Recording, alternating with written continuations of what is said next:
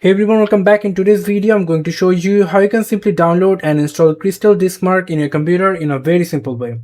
It's a benchmarks the read and write speed of your SSD or hard drive. So it's a very simple to download. You have to open any of your favorite browser, then simply come over into the search option and simply search for CrystalDiskMark. Click enter. Then you're going to get the Forge website. Click on that.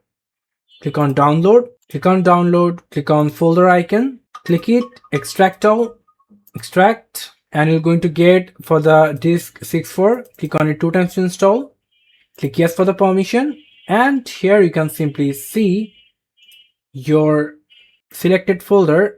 You're going to see the speed.